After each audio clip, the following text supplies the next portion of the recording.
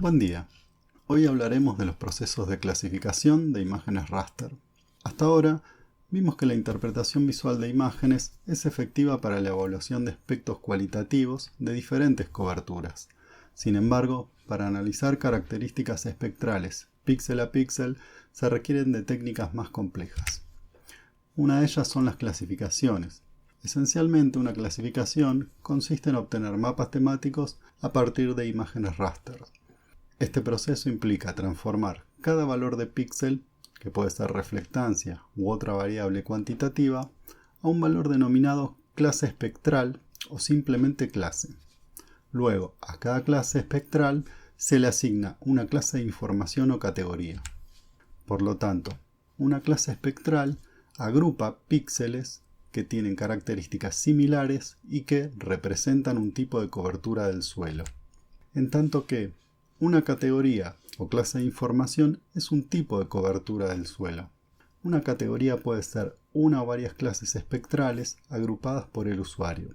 Por ejemplo, la categoría bosque puede estar compuesta de varias clases espectrales, es decir, diferentes tipos o estadios de un bosque que fue clasificado. En el siguiente ejemplo vemos una imagen multiespectral Landsat 8 en RGB.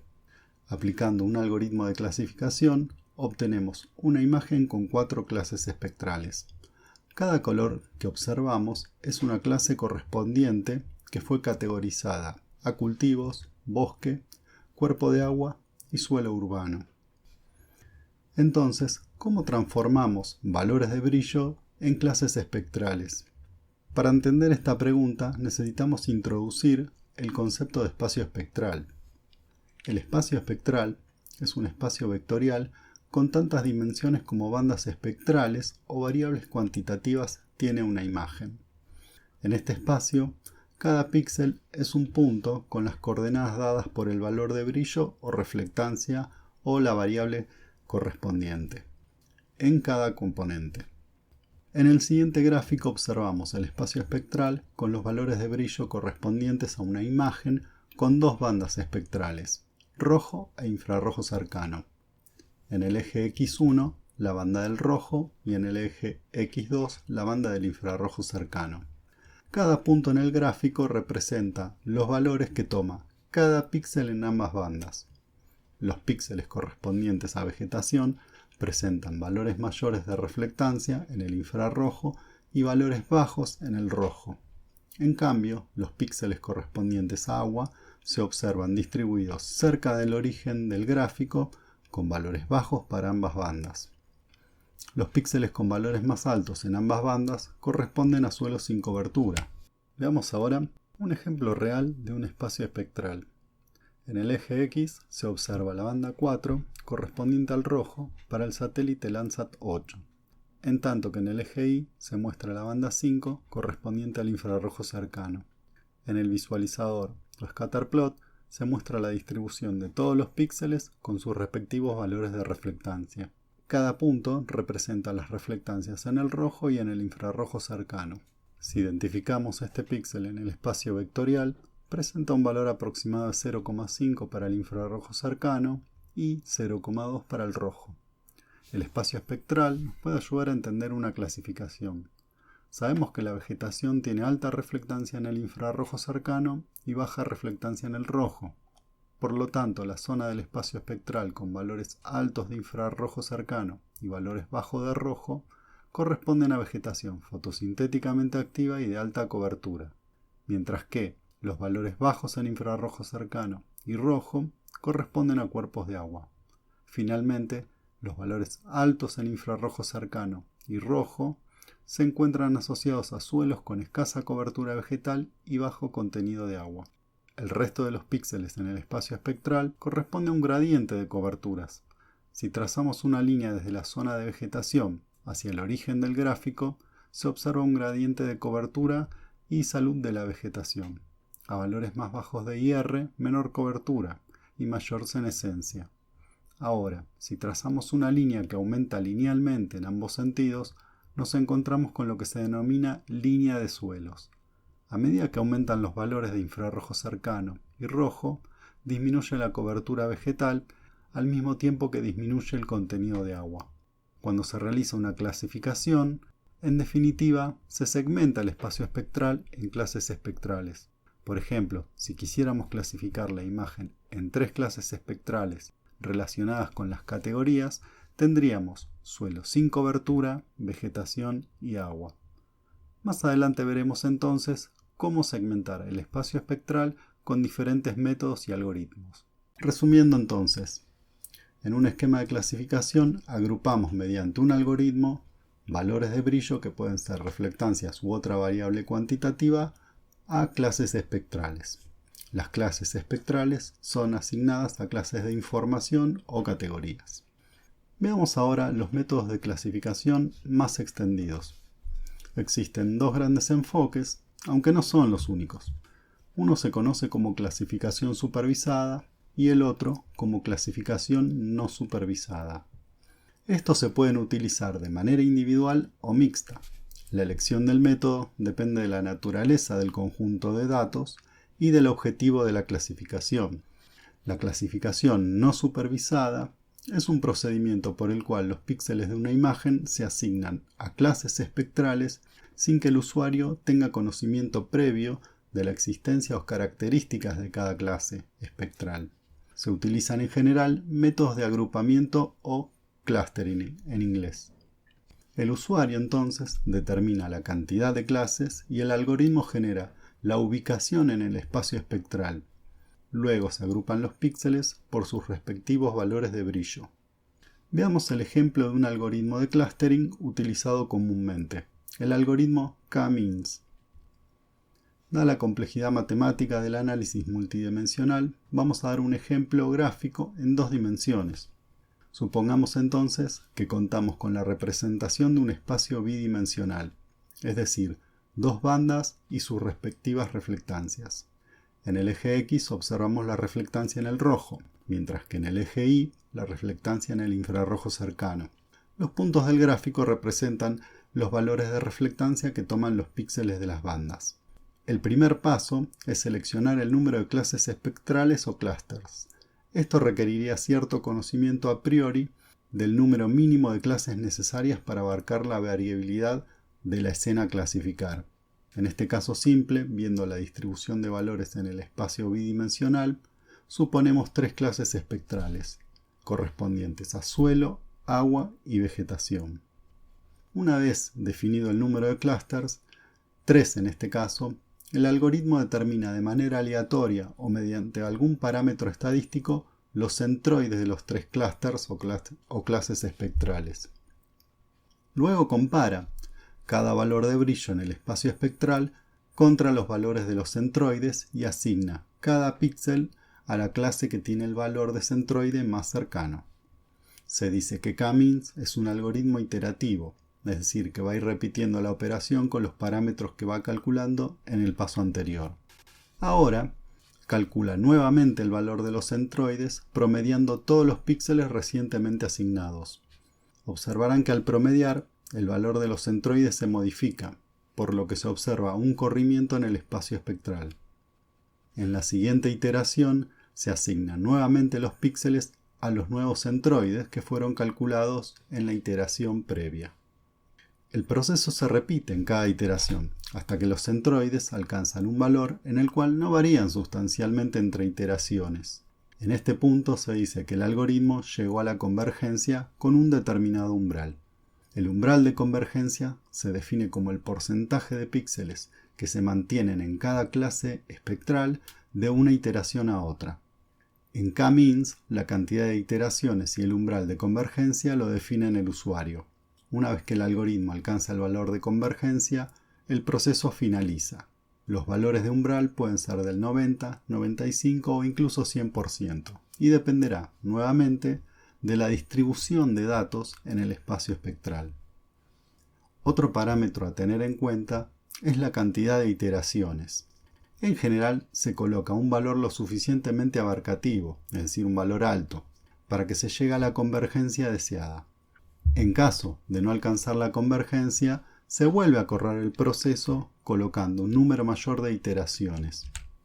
Finalmente, las clases espectrales se etiquetan a categorías, con datos de campo o información contextual, como puede ser imágenes satelitales de mayor resolución, mapas catastrales, modelos digitales de elevación de terreno o cualquier otra información que nosotros tengamos disponible para poder categorizar estas clases. Veamos un ejemplo práctico. Aplicamos a la imagen Landsat 8 el algoritmo K-means, definiendo previamente 3 clases espectrales para identificar vegetación, suelo sin cobertura y agua. En el siguiente ejemplo, configuramos K-means para que genere 10 clases. En este caso, notamos una mejora en la separación de las coberturas con la generación de estas nuevas clases. Si observamos en la zona central, vemos que aparece una clase correspondiente a selva paranaense, que con 3 clases no se conseguía separar de bosque, en tanto que en las zonas de suelo sin cobertura se observa la aparición de nuevos parches, mejorando la detección de la heterogeneidad en la clasificación. En la siguiente clasificación, con 30 clases espectrales, notamos una mejora notable en la separación de categorías como bosque implantado y selva paranaense. Concluimos entonces que al aumentar la cantidad de clases espectrales, podemos separar mejor la heterogeneidad que presenta una imagen multiespectral. Veamos ahora la metodología de clasificaciones supervisadas. En la clasificación supervisada se define previamente las clases espectrales en las que se segmentará la imagen. A tal fin, se seleccionan píxeles representativos, construyendo lo que se denominan áreas de entrenamiento. A partir de las áreas de entrenamiento se definen las clases espectrales. Para tomar las áreas de entrenamiento se pueden utilizar datos de campo, mapas, fotografías aéreas o interpretación visual. Una vez definidas las áreas de entrenamiento, se selecciona algún algoritmo de clasificación. Hay muchos algoritmos diferentes disponibles para la clasificación supervisada, que van desde aquellos basados en distribuciones de probabilidad hasta los que dividen geométricamente el espacio espectral en regiones específicas de cada clase. Dada la diversidad de algoritmos, veremos solo algunos ejemplos. Maximum Likelihood asume que la función de densidad responde a una distribución normal multivariada. Cada dimensión de esta distribución corresponde a una banda. Una vez construidas las probabilidades de cada clase a partir de las áreas de entrenamiento, se determina la pertenencia de un píxel basado en la mayor probabilidad condicional de pertenecer a una determinada clase. En este gráfico observamos un espacio espectral con 2 dimensiones. Cada círculo representa un área de probabilidad condicional para cada clase espectral. Las letras indican a qué tipo de cobertura corresponde cada muestra. A partir de las áreas de entrenamiento se construye una función de densidad condicional probabilística utilizando el teorema de Bayes. Minimum Distance. Cuando el número de muestras de entrenamiento por clase es limitado, puede ser más eficiente recurrir a un algoritmo que depende solo de las posiciones medias de las clases espectrales. El clasificador de distancia mínima utiliza los datos de entrenamiento para determinar simplemente las medias de cada clase. Entonces el algoritmo asigna un píxel en la clase cuya media es la más cercana, o es decir, a la que está a la mínima distancia. Con el algoritmo Maximum Likelihood, cada clase se modela según un modelo normal multivariado que puede dar cuenta de la dispersión de datos en direcciones espectrales particulares. Dado que los datos de covarianza no se utilizan en la técnica de Minimum Distance, los modelos de clases son simétricos en el dominio espectral. Las clases alargadas, por lo tanto, no estarán bien modeladas. Minimum Distance tiene la ventaja de ser un modelo de procesamiento rápido y funciona de manera aceptable con un número limitado de muestras.